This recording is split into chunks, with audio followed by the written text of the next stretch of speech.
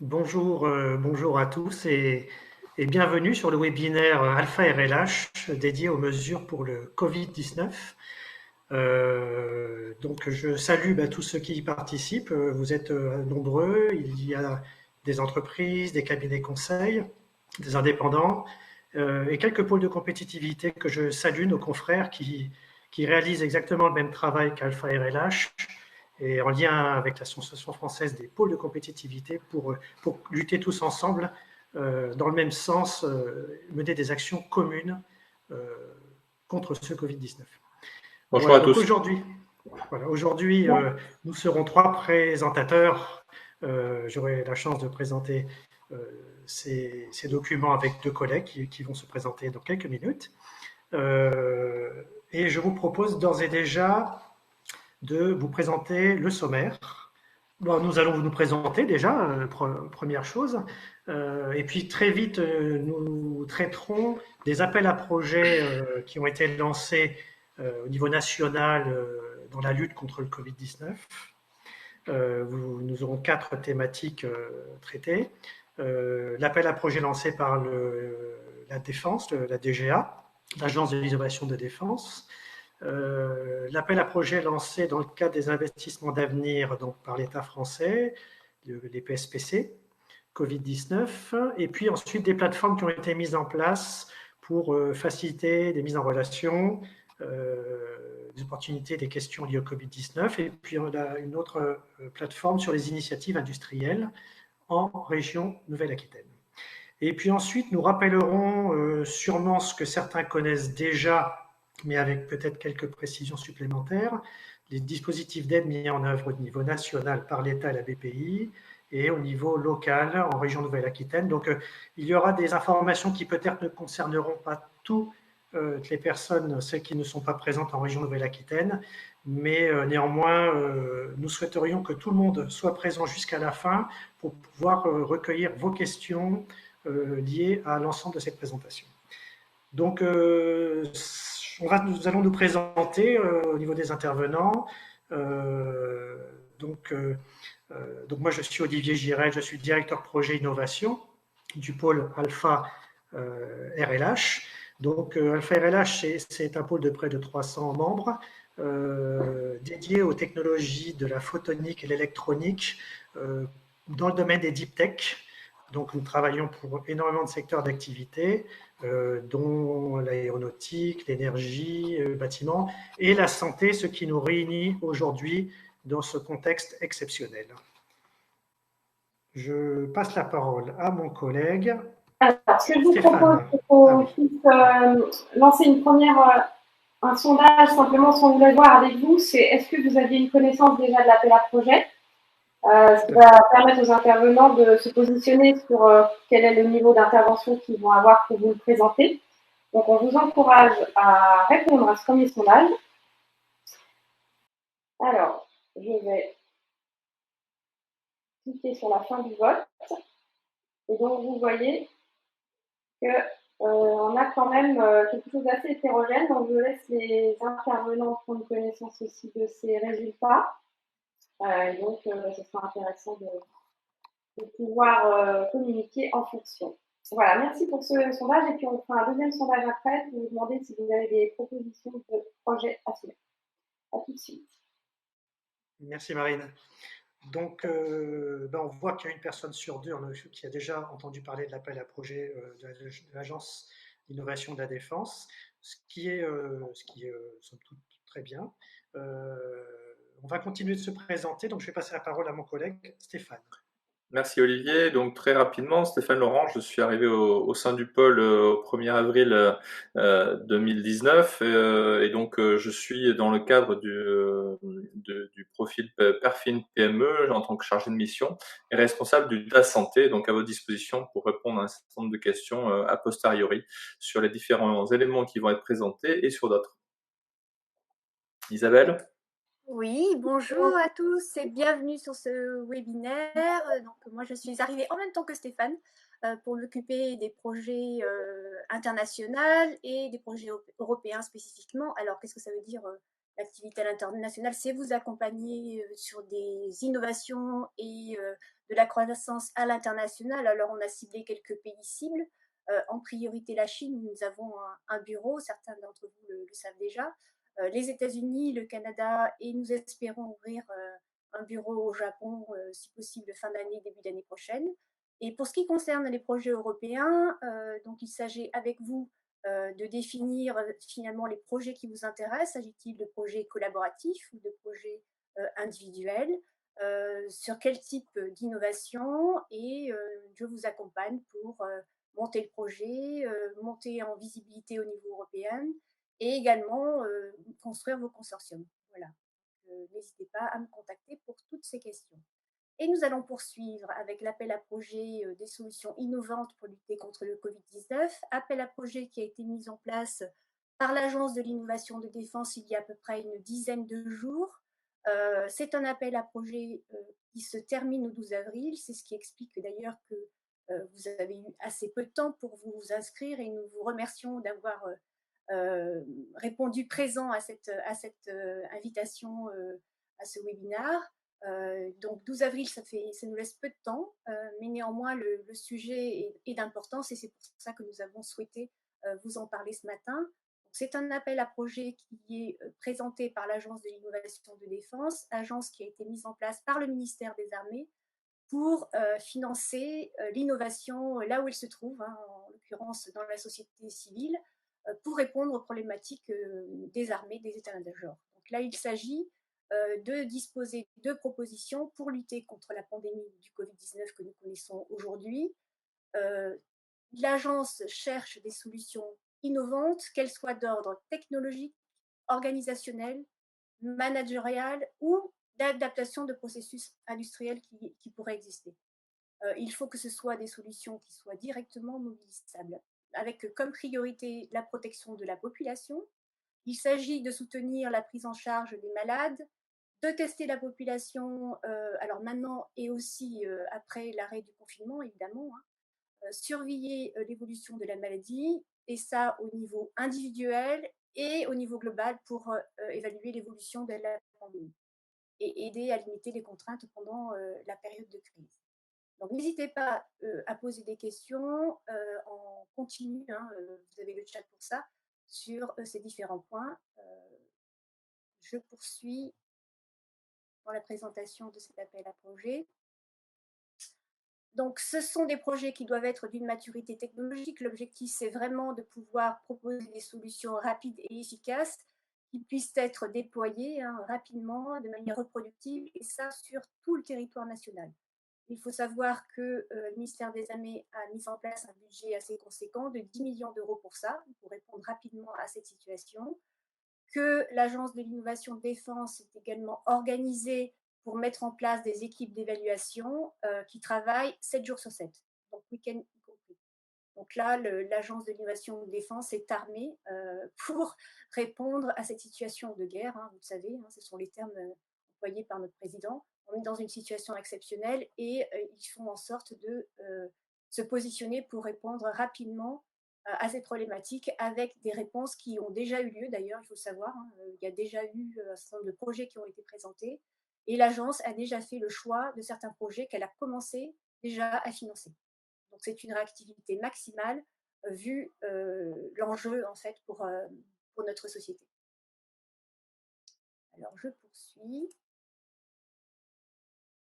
Quelques exemples de sujets prioritaires. Alors vous verrez, vous pourrez aller sur le site de l'Agence de l'innovation de défense et vous aurez tout le contenu global de cet appel à projet avec tout un ensemble de sujets. Néanmoins, j'ai fait là une sélection des sujets qui me paraissent prioritaires et qui ont été annoncés comme tels par Emmanuel Chila, qui est le directeur de l'Agence de l'innovation de défense, à savoir tout ce qui concerne en fait la protection, la prévention des individus, c'est la priorité du moment.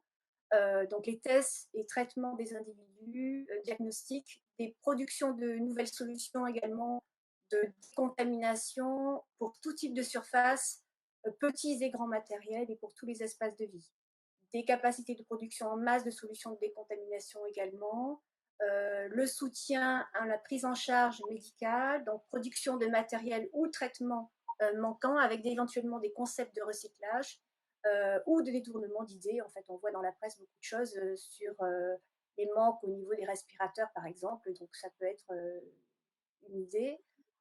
Détection du virus dans l'environnement et tout ce qui peut être diagnostic et autodiagnostic rapide à conduire et conduite à tenir associée. Dépistage massif et participatif.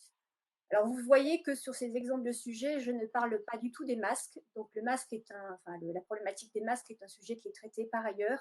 Une task force a été mise en place au niveau de la DGE pour répondre spécifiquement et rapidement à cette problématique-là. C'est en dehors de cet appel à projet de l'Agence de l'innovation de défense. Alors, pour finir, que doit contenir votre proposition pour qu'elle soit sélectionnée? C'est une proposition qui doit être concise. Elle doit être efficace et concise parce que l'agence reçoit énormément de propositions, des centaines de propositions. C'est quand même un appel qui reste compétitif.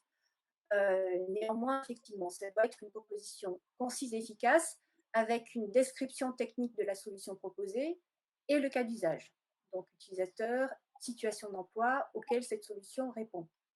Le plan projet doit comprendre une partie planning de développement, mise en service, identifiant les jalons et les livrables, ce qui est classique dans un projet, avec une décomposition du prix. Alors éventuellement, il peut y avoir une part cofinancée, tout n'est pas forcément financé par le ministère des Armées, et ça, c'est bien de pouvoir l'indiquer. Un document de justification qui explique l'apport du projet pour chacun des 3 critères d'évaluation que je vais développer après, à savoir les critères relevant de l'impact, de la crédibilité et du calendrier. Impact, quels sont les bénéfices anticipés, à la fois pour la population, pour les cycles de décision, les personnels de santé. En fait, voilà, quel est l'intérêt de votre innovation? Qu'est-ce que ça va apporter aux citoyens et au personnel de santé, au personnel éventuel militaire? Au niveau de la crédibilité, là, c'est comme dans tout dossier, voilà, quels sont tous les éléments de preuve scientifiques, techniques qui permettent finalement de donner confiance dans votre solution et dans la faisabilité du projet. Et enfin, bien sûr, un calendrier, puisque comme je vous l'ai dit, ça doit être une solution qui doit être rapidement déployable. Voilà, eh bien écoutez, à vos crayons, et puis n'hésitez pas pour toute question. Alors, on vous Un autre petit sondage. Au sondage pour voir un petit peu avec vous si d'ores et déjà vous avez des idées et des propositions que vous souhaiteriez soumettre.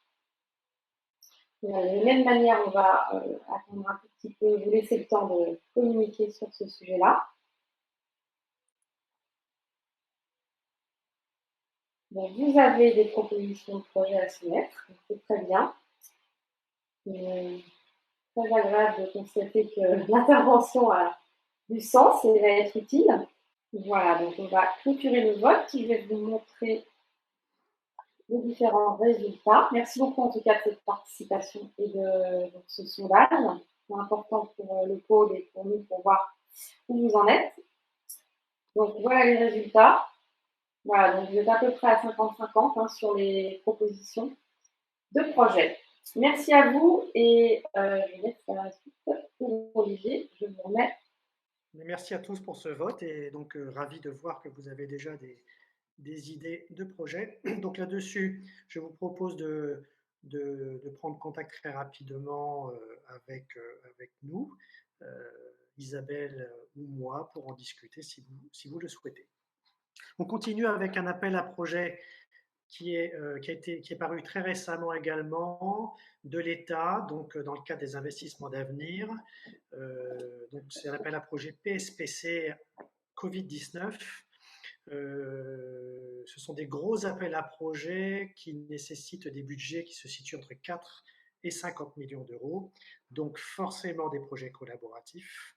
Et celui-ci est spécifiquement dédié à des solutions thérapeutiques à visée préventive ou curative dans le cadre du traitement des maladies du SARS. Donc, ça n'est pas que le Covid-19, c'est également toutes les pandémies apparentées, donc et celles qui pourraient arriver dans les années futures. Donc, l'objectif de cet appel à projet, c'est de partir de données précliniques déjà validées, donc des concepts validés, et d'arriver à des essais cliniques à l'issue du projet. Donc on se situe sur une échelle de développement déjà assez avancée et on a une technologie, on a quelque chose et on souhaite la mettre en œuvre après quelques développements pour pouvoir la tester dans des protocoles auprès de CHU et autres. Voilà. Donc c'est un projet collaboratif qui doit être forcément porté par une entreprise. Et le consortium doit avoir au moins une entreprise, une structure de recherche de type laboratoire académique, de type structure de recherche telle que le CEA ou d'autres organismes de ce type-là. Voilà. Le financement sera mixte, c'est-à-dire subvention et avance remboursable. La part entre subvention et avance remboursable sera déterminée en fonction du projet, de sa maturation technologique et donc le risque associé à cette maturation technologique. Évidemment, plus on est proche du marché, entre guillemets, plus il y aura, la part d'avance remboursable sera importante. Néanmoins, il est probable que la part d'avance remboursable sera inférieure à 50% dans l'ensemble dans l'ensemble du financement. Nous avons jusqu'au 30 septembre pour répondre à cet appel à projet. C'est BPI France qui fait l'instruction de ce projet et d'ores et déjà, ce qui est assez utile, c'est que pour un projet aussi important, il va y avoir une phase de qualification par la BPI qui a mis un numéro de téléphone et une personne que vous pouvez voir en bas de ce slide pour déterminer l'intérêt de soutenir ce projet. Ce document, nous pouvons vous l'envoyer, document de l'appel à projet, par mail, si vous aurez nos adresses mail à la fin de cette présentation. Vous pourrez la trouver également en tapant PSPC AAP Covid sur Internet. N'hésitez pas à nous solliciter pour cela.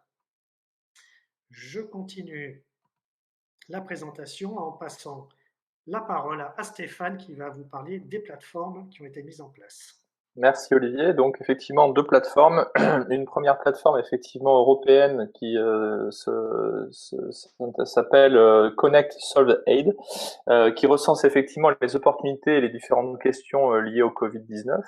Donc en fait cette page web soutient les efforts des clusters pour relever les défis posés par l'épidémie sur l'ensemble du territoire européen. Donc effectivement, il y a plus de 1100 offres d'entreprises qui ont déjà été transmises à la Commission via les différents clusters et pôles de compétitivité. Donc effectivement, cette plateforme est soutenue par le European Cluster Collaboration Platform.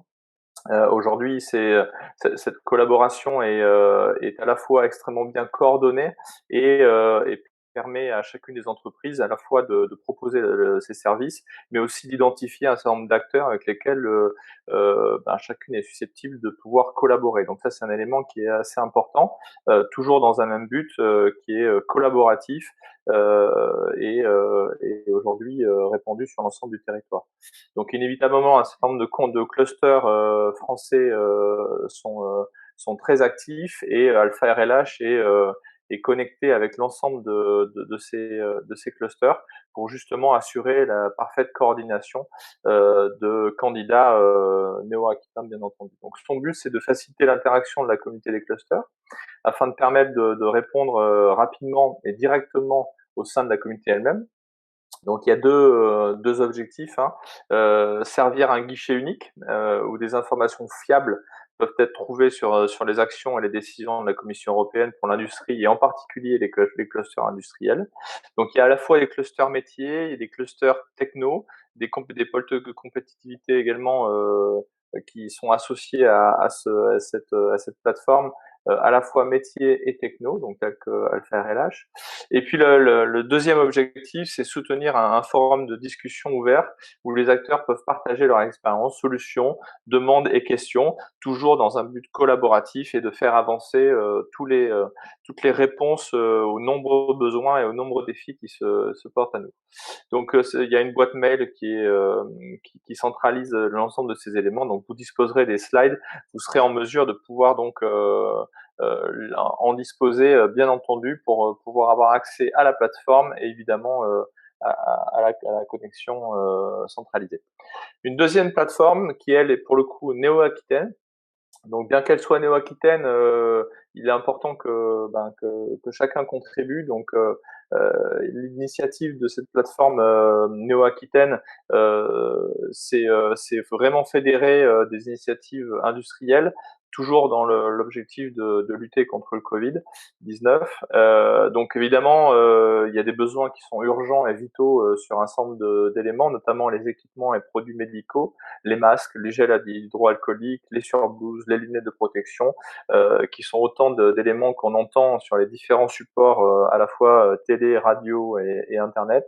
Donc les industriels, experts et professionnels de santé sont sollicités pour pouvoir se coordonner en rendez-vous visio de manière programmée au travers de cette plateforme pour pouvoir échanger sur l'expression d'un besoin, la proposition d'une expertise, la soumission d'un produit, d'une solution ou de capacités de production diverses sur les éléments que j'ai pu citer.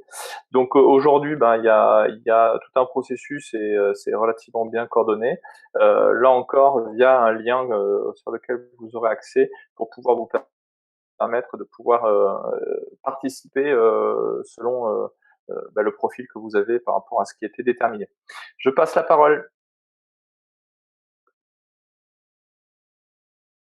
Merci Stéphane pour cette présentation des plateformes. Alors je rappelle, avant de passer sur le volet des dispositifs qui ont été mis en place par l'État et les régions pour soutenir l'économie dans ce contexte, que l'ensemble des sujets, des appels à projets qu'on vous a présentés aujourd'hui, vous pouvez passer par nous pour vous accompagner dans le montage de ces appels à projets, dans la labellisation. Nous avons au sein du pôle une équipe d'une vingtaine de personnes, un peu plus de 20 personnes, Alpha RLH, des scientifiques, ingénieurs, docteurs ou des personnes qui maîtrisent les dispositifs de financement pour vous aider dans ce montage. Donc nous passons au volet des mesures mises en place par l'État et les régions pour soutenir l'économie. Alors nous, on va évidemment focaliser un peu plus sur la région Nouvelle-Aquitaine, c'est certain. D'ores et déjà, l'État a donc demandé à son bras armé en matière économique, la BPI France, de mettre en place un certain nombre de mesures que vous retrouverez sur le site qui est en bas.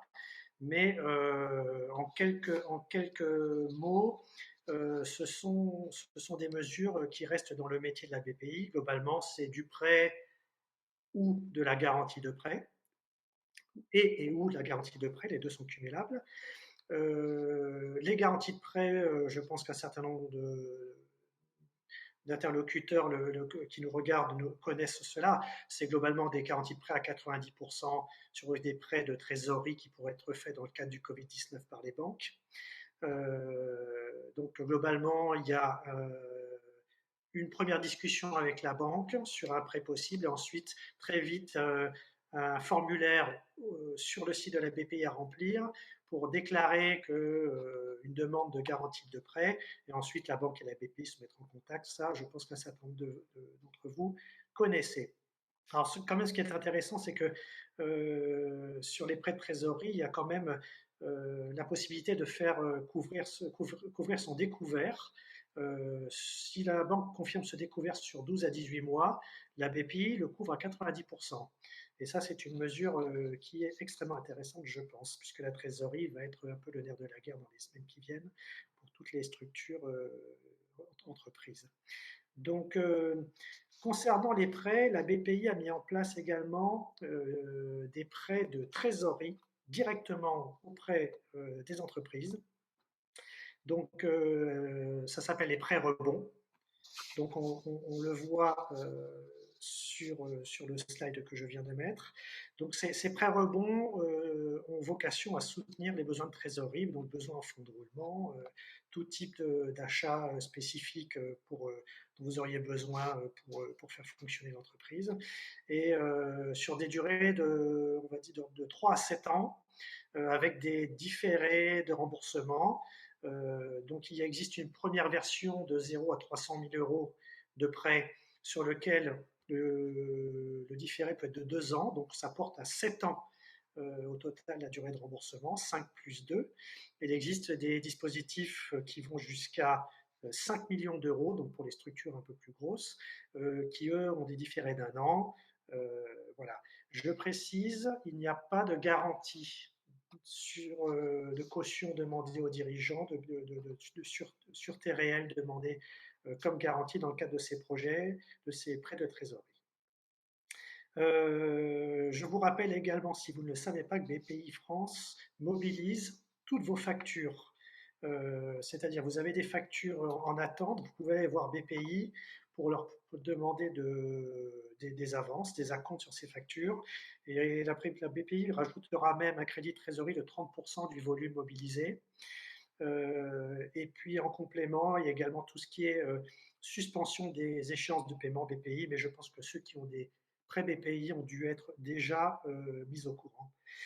Je fais une petite parenthèse pour vous indiquer, certains d'entre nous ont fait remonter qu'aujourd'hui, ils ont pris contact avec les institutions et qu'aujourd'hui, les réponses ne sont pas très claires. Bon, c'est les échos que nous avons. Simplement, il faut juste comprendre, et chacun pourra le comprendre aisément, c'est que quand on met en place un dispositif d'urgence à l'échelle nationale qui va donc couvrir tout le territoire avec tous les acteurs économiques, ça prend quelques temps à mettre en place. Donc, soyez persistants et en tout cas, la volonté de soutenir l'économie est là de toutes les institutions publiques. Voilà. Donc ça va prendre du temps. La BPI n'a pas encore tout mis en place. La région, et je vais en parler après, va débloquer tout ça à partir du 10 avril. Donc là, on est le 7, c'est sous peu, mais ça risque de prendre un peu de temps à se mettre en place. Donc là, je vais passer au dispositif de la région Nouvelle-Aquitaine, qui a prévu un dispositif à la fois pour s'associer à ce que fait l'État et la BPI sur les prêts rebonds en affectant une enveloppe de 10 millions d'euros. Mais là, du coup, ça sera géré également par la BPI. Néanmoins, je vous encourage à faire savoir auprès de la région Nouvelle-Aquitaine que vous sollicitez ces prêts rebonds, parce qu'elle se mettra en lien avec la BPI. Comme elle apporte 10 millions d'euros, elle pourra avoir une discussion argumentée pour que vous puissiez bénéficier de ces prêts rebonds. Voilà. Il y a également, et donc je vais passer à la slide suivante, et je reviendrai sur cette slide après pour les liens Internet. Là, vous voyez que 50 millions d'euros au total couvrent l'effort de la région Nouvelle-Aquitaine. La partie des prêts rebonds dont je viens juste de parler, alors je vais utiliser des petits... voilà, le crayon. Je viens de parler de ces 10 millions d'euros qui vont être apportés à la BPI pour soutenir les prêts rebonds au niveau de la région Nouvelle-Aquitaine. Vous avez également, pour les très petites structures, 20 millions d'euros. Donc là, quand je dis très petite structure, c'est structure à moins de 10 personnes, TPE, auto-entrepreneurs, par exemple. Et là, ce sont des aides directes pour les pertes de chiffre d'affaires mensuel, sous condition. Hein, je vous laisse regarder sur le lien Internet parce qu'il y a pas mal de conditions, mais sous condition, vous pouvez recevoir 1 500 euros tout de suite. Et également sous condition complémentaire, 2 000 euros en plus. En quelques mots, les 1 500 euros, c'est pour les entreprises remplissant les critères suivants, moins de 10 salariés, un chiffre d'affaires inférieur à 1 million d'euros, qui a eu une perte de 50% du chiffre d'affaires en mars 2020 et par rapport à l'année d'avant. Et très vite, pour obtenir cette aide de 1 500 euros, il faut faire la demande par voie dématérialisée avant le 30 avril. Voilà. Donc là, c'est directement sur le site du impôt.gouv.fr, sur le portail, puisque c'est l'État qui gère ces dispositifs. L'aide de 2 000 euros supplémentaires pourrait être apportée dans l'hypothèse qu'une entreprise soit dans l'impossibilité de régler ses créances à 30 jours et qu'elle n'a pas pu bénéficier des dispositifs de trésorerie mis en place par les BPI. Voilà. Et là, vous avez jusqu'à fin mai pour déposer la demande. Voilà, c'est relativement précis.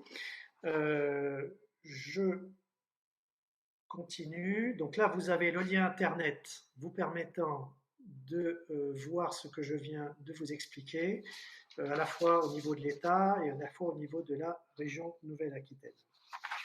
Donc par ailleurs, la région a décidé, et là je entoure les 15 millions d'euros de mettre en place des aides directes, donc qu'elle va donner elle-même, pour les entreprises qui seraient dans une situation d'urgence, donc de difficultés importantes.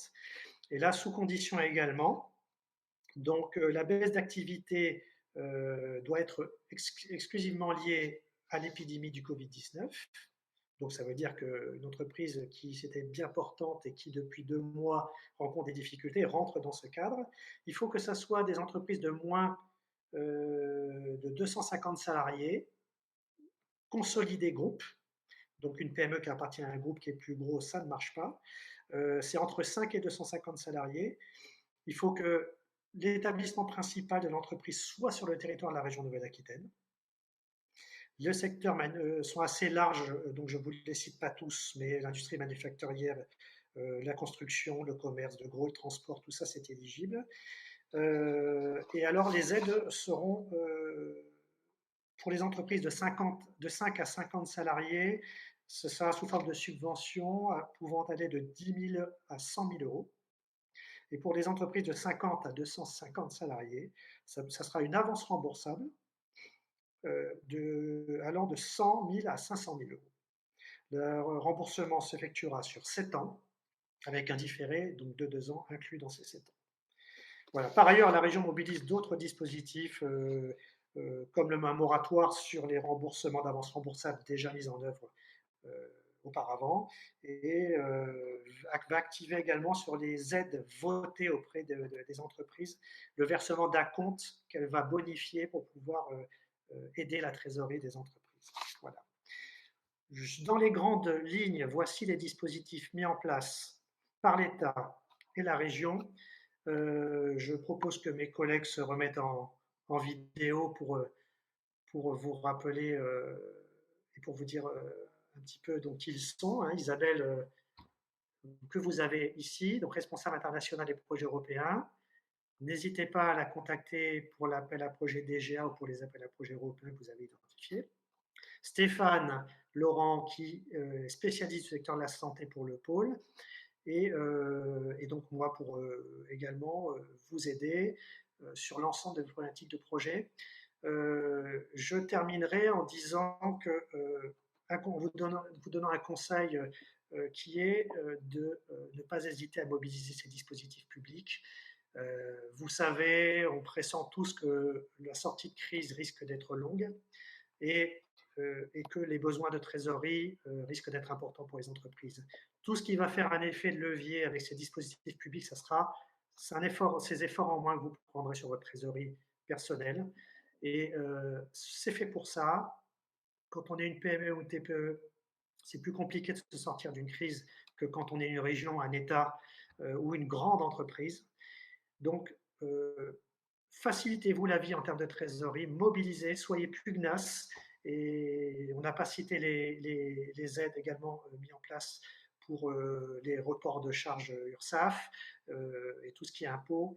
Mais prenez tout ce que vous pouvez prendre pour préserver votre futur. Je vous dis au revoir et merci beaucoup dans l'attente de vos questions par écrit. Merci beaucoup. Merci Olivier. Je peux peut-être rajouter 2-3 petites choses en fait.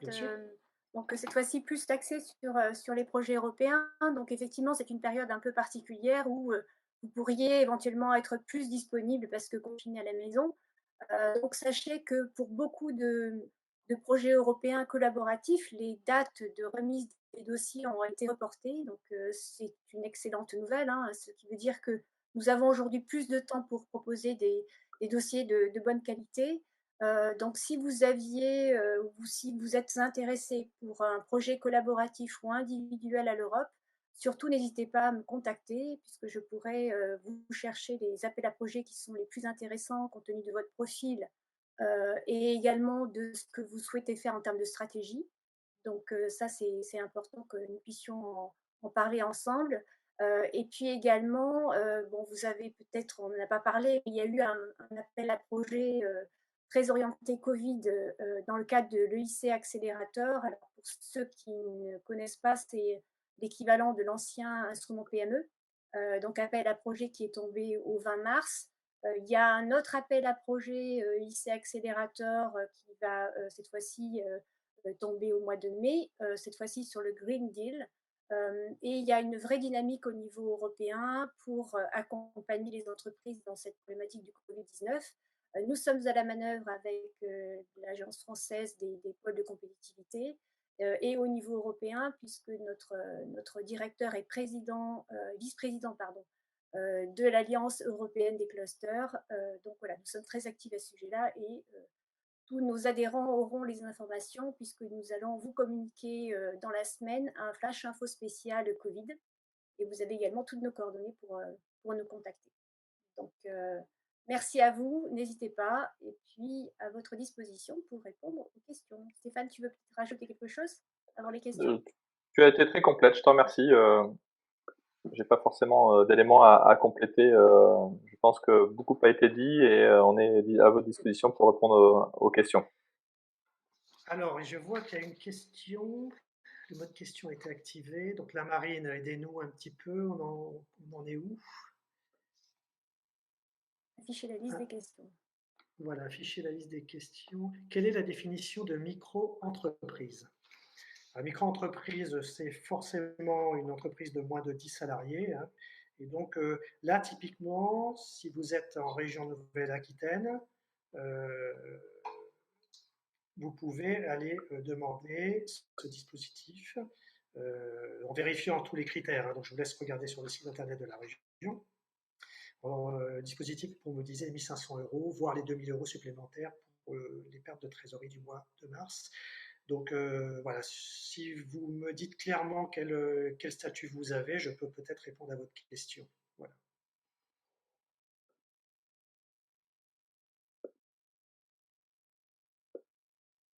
Y a-t-il d'autres questions?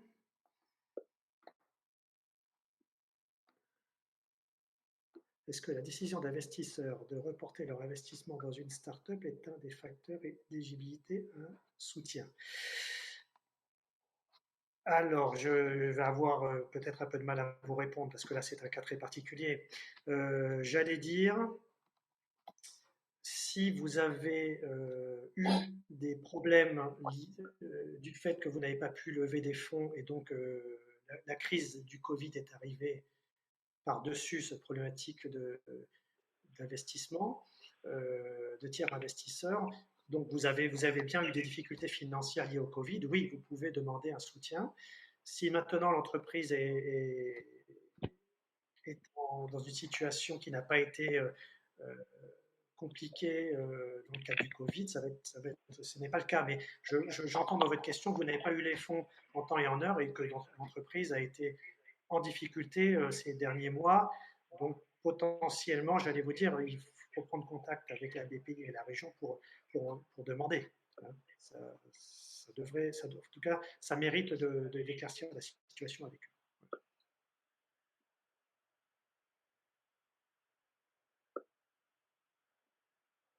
Y a-t-il d'autres questions? Les associations peuvent en effet bénéficier en région Nouvelle-Aquitaine d'aide, comme je l'avais montré, mais je n'ai pas insisté dessus parce qu'il n'y avait pas beaucoup d'associations, je crois, dans les personnes qui se sont inscrites. Donc si on peut remettre la présentation rapidement, du coup, je vais remonter ici, et donc vous avez en effet fonds de soutien aux associations ici. Alors, je n'ai pas détaillé exactement en quoi ça consiste. Donc là, je vous demande d'aller directement sur le site de la région parce que je n'ai pas pris d'informations en détail pour les associations, vu que c'est rarement le public des pôles de compétitivité. Donc voilà, veuillez m'en excuser, mais vous aurez toutes les informations sur le site de la région.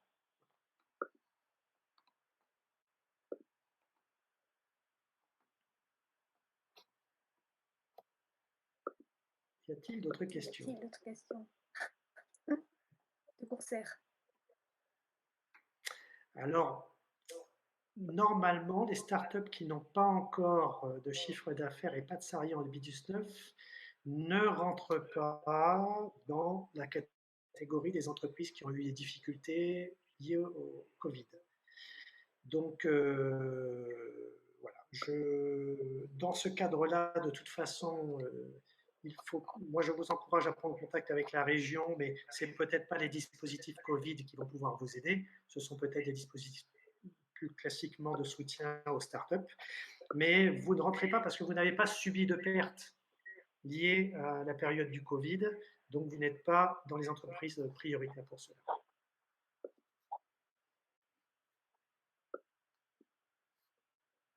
Est-ce que les propositions liées au management et à l'accompagnement des entreprises et des managers quant à la mise en place du travail un suivi d'accompagnement? Alors, je vais relire la question parce qu'elle n'est pas facile. Est-ce que les propositions liées au management et à l'accompagnement des entreprises, managers, oui, on peut faire un suivi d'accompagnement? Alors, je ne suis pas sûr de bien comprendre la question. Vous avez bénéficié des dispositifs peut-être de chômage partiel ou de garde d'enfants, et est-ce que ça peut rentrer dans les dispositifs d'accompagnement sur les dispositifs que je viens de citer? Je pense que c'est vraiment deux choses différentes. Donc, vous pouvez aller demander, vous avez demandé ces dispositifs de soutien mis en place par l'État, comme le chômage partiel et autres, et vous pouvez également demander d'autres dispositifs. Ceux qu'on a cités aujourd'hui, c'est tout à fait envisageable, absolument.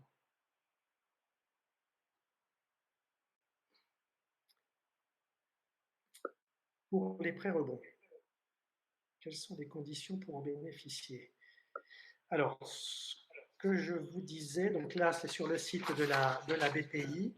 Donc, il faut juste comprendre que les conditions vont être relativement souples en théorie, hein, puisque la BPI est mandatée par l'État pour soutenir l'économie, et on sait tous que la période à venir va être compliquée.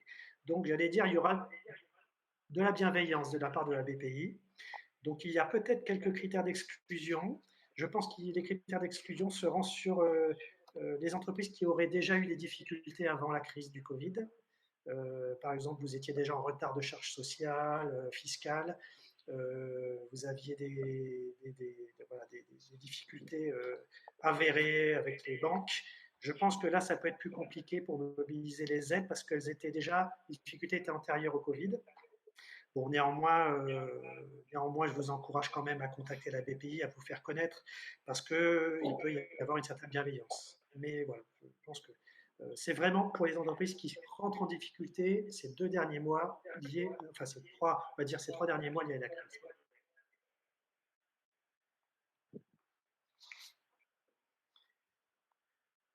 L'assurance responsabilité civile joue-t-elle un rôle dans l'aide à l'entreprise? Là, je suis dans l'incapacité de répondre à cette question.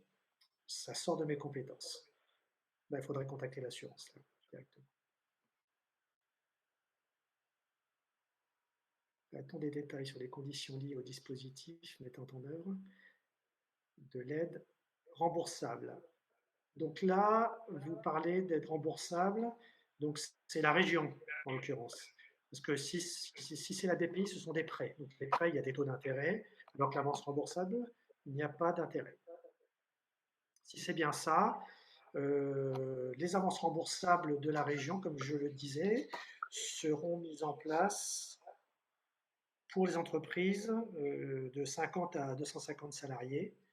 Voilà, la réponse à la question. Maintenant, si c'est les avances remboursables dans le cadre de l'appel à projet PSPC Covid-19, donc qui prévoit des budgets entre 4 et 50 millions, non, nous ne connaissons pas exactement le détail des conditions pour la mise en place d'avances remboursables.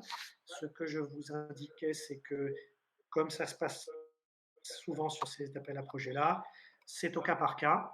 Il est possible sur dépend aussi de la typologie d'acteurs. Si c'est une petite PME, l'État aura tendance à mettre plus de subventions que d'avances remboursables. Si c'est un grand groupe, ça sera pas l'inverse, mais on montera l'avance remboursable peut-être à 50% de l'aide. Voilà, j'essaye de répondre, mais je n'ai pas tous les éléments. Dites-moi si ça peut correspondre. Des aides européennes sont-elles mobilisables pour une entreprise qui aurait fait des investissements en matériel humain pour la production de matériel de protection? Ah, Isabelle, peut-être oui. as-tu des réponses? Oui, je vous invite à ce sujet-là de vous connecter sur la plateforme qui a été présentée par Stéphane, qui s'appelle Connect Solve jeudi dernier. Ok. C'est fini, Marine, elle n'a plus de questions? Alors, on n'a plus de questions. ce que je vous propose, c'est de poser les dernières questions si vous en avez. En attendant, je vais vous montrer comment on fait pour télécharger les slides. Donc, pour ça, vous allez dans Tableau d'événements.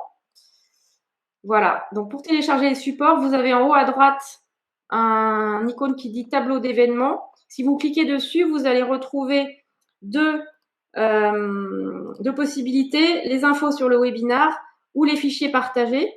Donc, si vous cliquez sur l'onglet fichiers partagés, vous allez voir le fichier qui a été mis à votre disposition. Vous pouvez donc le télécharger depuis ce menu. Voilà, donc je vous invite à le télécharger d'ores et déjà et puis à nous écrire vos dernières questions si vous en avez avant de clôturer le webinar. En tout cas, merci à tous de votre participation. Et c'est nous qui vous remercions et n'hésitez pas à revenir vers nous pour toute question. Et dans cette période compliquée, toutes nos pensées vont à ceux qui ont perdu des proches, évidemment. Donc la santé étant la priorité, voilà, portez-vous bien et faites au mieux pour préserver tout ce que vous avez construit, personnel et professionnel, et on est là pour vous aider. Merci à tous. Bonne journée à tous.